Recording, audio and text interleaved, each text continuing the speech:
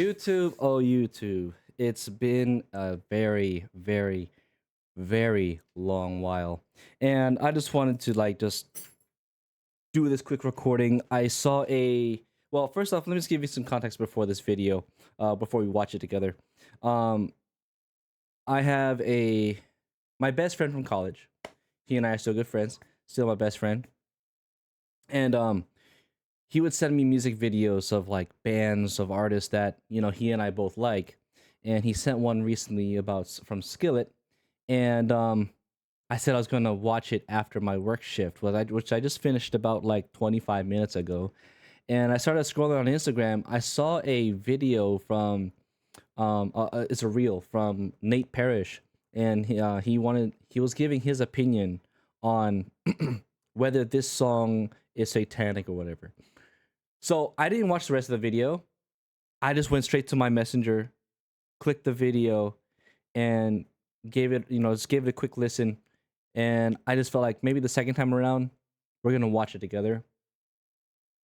And then let me give you my thoughts. It's been a while, so I haven't done a lot of song reactions lately. It's been, I would say, years, 2 years even, since my last reaction. But here we are. Also, Marmar, if you're watching these videos, I did see your last request. I'm gonna give that a shot sometime in the near future. Okay, let me just get my stream schedule sorted and everything, and all this. But yeah, if you guys are new to the channel, my name is Hybrid, and feel free to well, just listen. Okay, let's go. This is Skillet, O come Emmanuel. Let's go.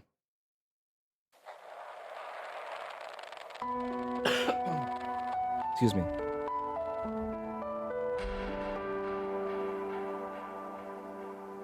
Oh come Emmanuel,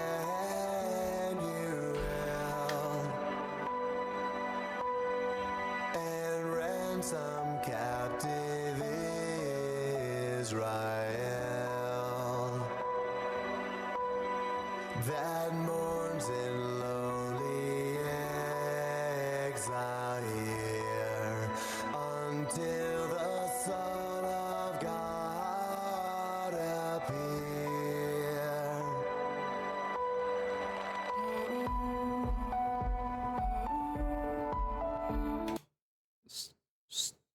From the start, it sounds amazing. It is a I would say not an avid listener, but as a listener to Skillet for a long time, this is his approach. This is John Cooper's approach, but it feels like there's a new twist to it. Something maybe it's how the song was tuned, or the sound, whatever it is.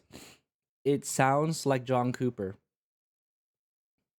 but it's like a newer version or whatever. Something with the editing makes it sound really good.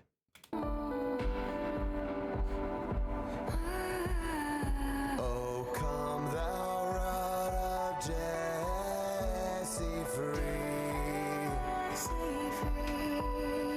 thine own from Satan's tyranny,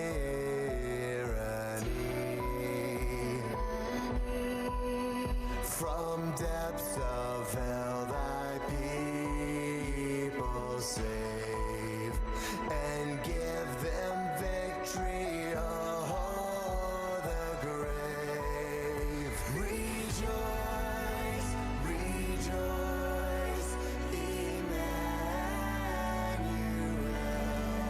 shall come to thee, O Israel. God is with us, He's with us now. Oh come, Emmanuel. Oh, come thou dayspring, come and cheer our spirits by thine advent here. Disperse the gloomy clouds Okay. of night.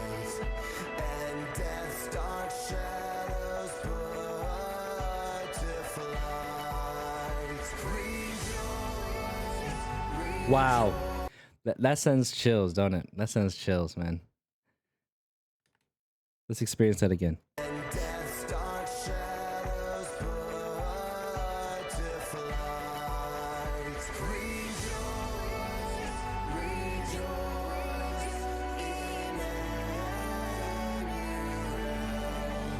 shall come to thee, O Israel. Rejoice, rejoice, Emmanuel shall come to thee, Dude, I got chills, man.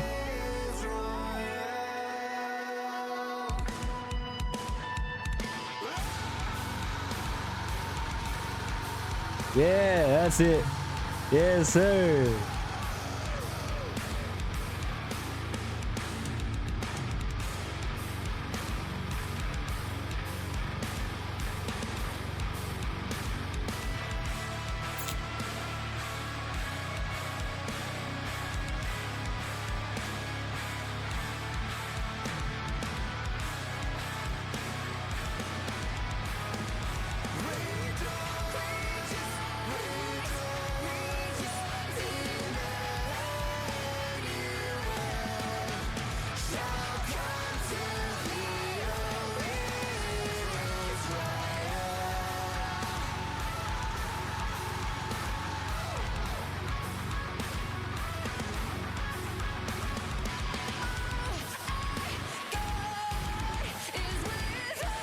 Wow.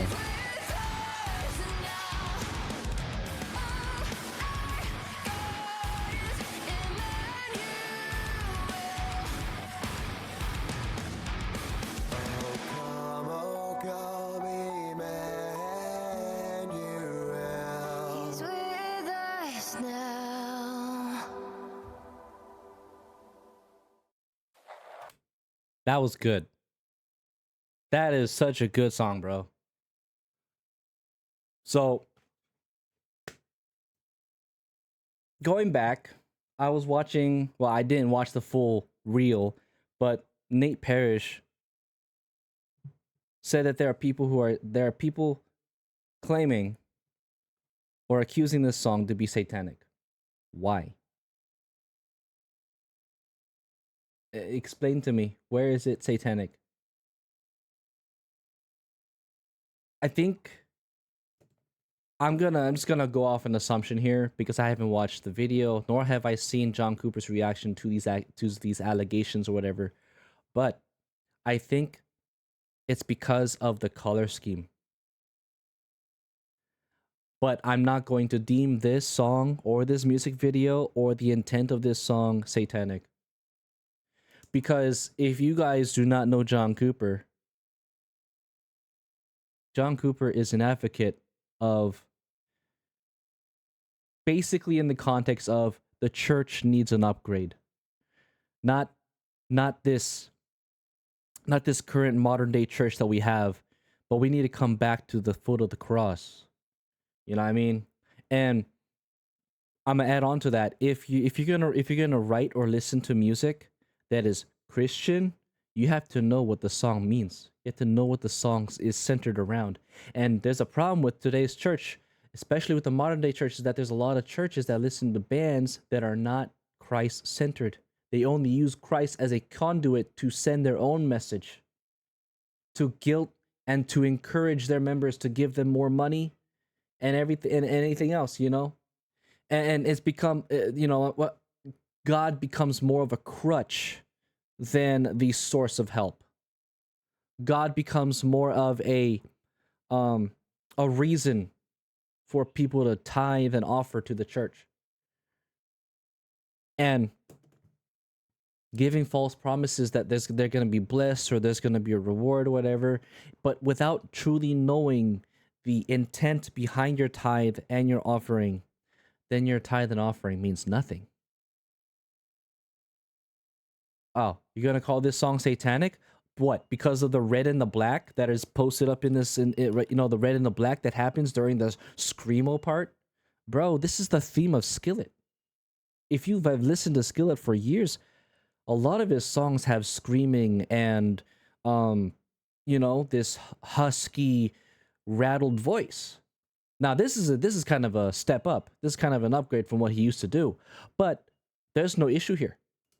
There are so many bands that are Christ-centered that do screamo. Rest in peace to the lead vocalist of A Feast for Kings. He died.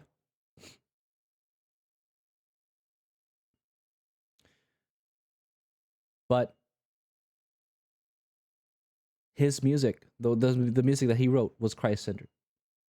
They're now called XSI or something, or maybe they came back to the AFFK band name. But the lead vocalist of A Feast for Kings was Christ-centered. 7 Time Down. They write church songs, but they also have songs that have the husky screamo element in their music, even though they're more church oriented, whatever. But the point is, it isn't the voice that you use, it's the intent of the lyrics that you put in your song. And that's the problem with what I see of a lot of these modern day churches, is that they try to round up that Christian music should only sound just like this. What are you, a Baptist? Like, Baptists believe, I'm not talking about the Southern Day Baptists, I'm talking about the Baptists who are like, the solidified, centric Baptist church. They can only use woodwinds, they can only use what do you call this? Stringed instruments, no percussion, no drums, no electric guitar or bass guitar. It has to be something made of natural material. It has to create a natural sound. That's Baptist. They I would say they are one of the few churches that have this strict policy in their worship. But for modern day Christians to try and round up and hoop up all these other bands, I'm just gonna name them out: Elevation Worship, Bethel Music, Bethel Church. What's his name? Dude. The dude from Elevation Church, Stephen Furtick.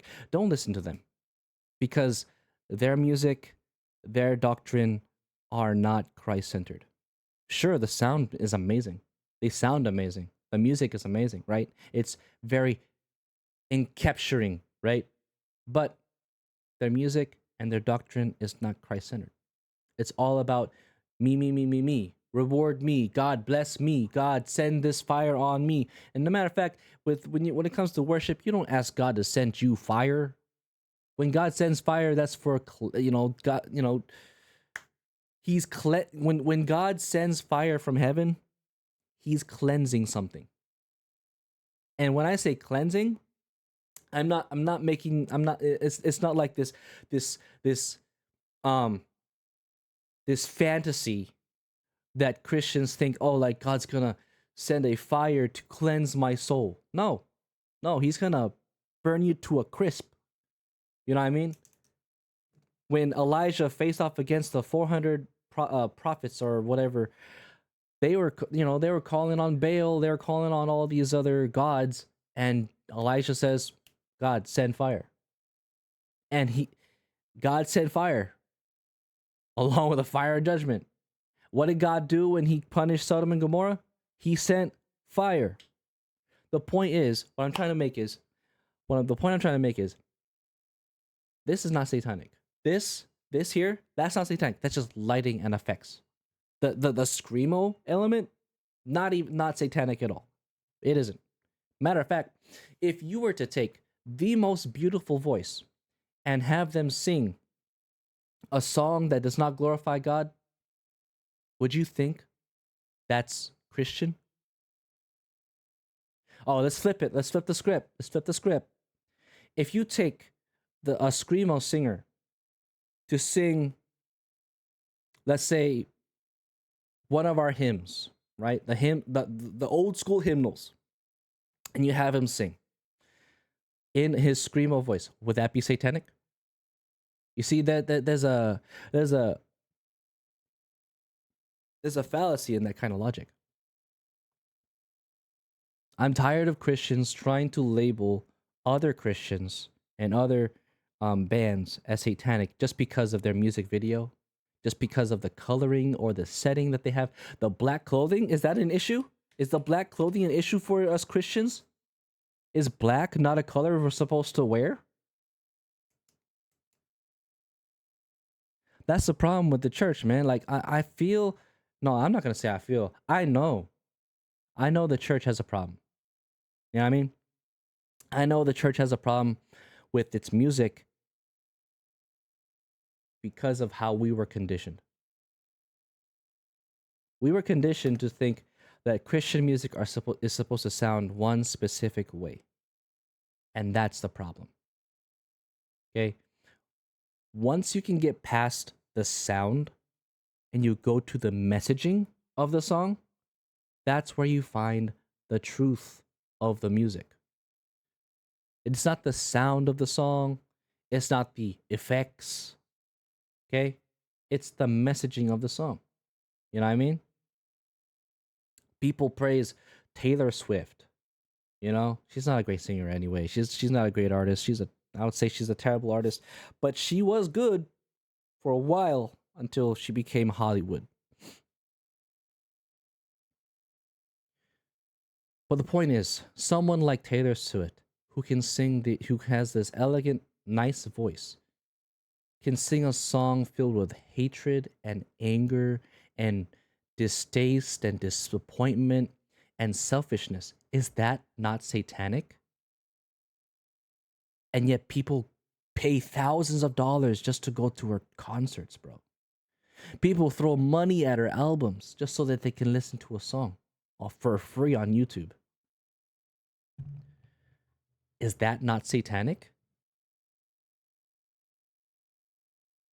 You see, Christians, I want you to understand this. It isn't the sound that makes a song satanic. It's the messaging. And I'm not gonna go into a full thesis here, but I want you to experience it yourself. Study the music that you're listening to. You know, like from Elevation Worship, listen to Praise. Yeah, it's a great song. I say praise the Lord, oh my soul. Great song, right? But if you look at the band and what their doctrine is, you'll soon find that their doctrine and their worship is somehow interlinked. And you have to be very careful with that. That is why I'm encouraging my church and my band to stop playing any kind of Bethel music, any kind of elevation, because it is self-centered, it is glorifying the self, and it's not glorifying God. This, when you say Emmanuel, what is that? What is that supposed to mean? God with us. And this band has committed so much of its time and effort and energy and resources to what? To write music for God in a way that can relate to those who can't or who are unable to be captured by the Christian sound. Because that's music is a universal language, right? It just doesn't speak a certain way. People are not gonna be just because you like Hillsong doesn't mean that your best friend is gonna like Hillsong. Just because somebody in your church likes a certain band, just because you're Christian doesn't mean you have to like their music. You know what I mean? There are artists outside of the Christian sound that are reaching out to people who are lost and who are needing Jesus more than we would ever could. You know what I mean? I'm talking about hip hop artists and Emmanuel and for a while Lecrae, but I think he's gone off the deep end. And many other artists that are there, Bryson, Tyson, and several other artists that are using the hip hop sound to reach out to those who are lost. Frank Forrest, one of the biggest artists nowadays, is using his music to reach out to the lost. You know what I mean? But are their music used for church? No. Does their music Does that mean that their music is satanic? No. Same goes with Skillet and many other bands that are out there who use a different kind of singing and a different set of instruments and a different set of clothing, theme of clothing, to get the message across, which is Jesus is King. Jesus is Lord. So what's satanic about that? I don't know. I don't know where these judgy Christians are, but they ought to shut up. I'm gonna be honest. You know the reason why church is in such a messy state? It's because of Christians like that. They're judging and judging and judging. They're pointing fingers and being self-righteous and this and that. Shut up. Sit in the pews, sit in the chairs like you're supposed to, and just listen to the word of God. Plain and simple. I'm tired, man. Like I go to church and I preach to them almost every week. Telling them to come back to the foot of the cross, regardless of, your background in religion. Come back to the foot of the cross, regardless of your taste in music. Come back to the foot of the cross, regardless of your lifestyle, and let Christ change you, not the music, not the environment that you're in. Like, cause there's a lot of Christians who go to church. Oh, you know what? Let's take my family for example. My family used to dress and talk a certain way. We started going to church. We got saved by Christ. Then, all of a sudden, my mom started changing her clothes. My dad started changing the way he dressed. You know what I mean? And I'm like, what y'all doing? Why you changing your attire for? You know you don't like those. You don't like those kind of clothing. You're more into the more expensive stuff. What's wrong with you? So that they could just fit in. Bro, why? Like, you're not going to be more Christian by looking the way they do. You know what I mean? God's not going to reward you just because of the way you dress. No. Now, of course, there's a certain frame of which we should be dressing ourselves. But if the intent of you dressing yourself is to impress others and not God, then what's the point? Why are you at church? You should be at a club. Go to a casino. Go to something where your outfit will impress somebody else. Because God's not having it. Bro, I'm just saying. I'm tired of these Christians who think that they're more holier than thou, trying to say that bands like Skillet and the songs and the music that they make is satanic. I see nothing satanic here. And I am an all-around genre kind of person. I'll listen to classical. I'll listen to the hymnals. I'll listen to the oldest music out there, and I'll enjoy it. No joke. Not polka. Lord, please, not polka. But anything else, I'll listen to. And I'll enjoy it to some degree. As long as it's centered around Christ, I'll probably most likely enjoy it. Plain and simple. But anyway, I'm not gonna go on an angry rant here. I'm just trying to make a point that this is not satanic. This has been dubbed Christian music to my ears. And I have no issue with it. 2 thumbs up if possible. 2 thumbs up for sure. So yeah. Anyway, I hope you guys enjoyed this video. And if you felt any way offended by this, good. Go ahead and do your self-study on the music that you listen to and find yourself that you may have been wrong about listening to those certain artists, listening to those certain songs. That's it. God bless all of you. Hybrid out. Bye-bye.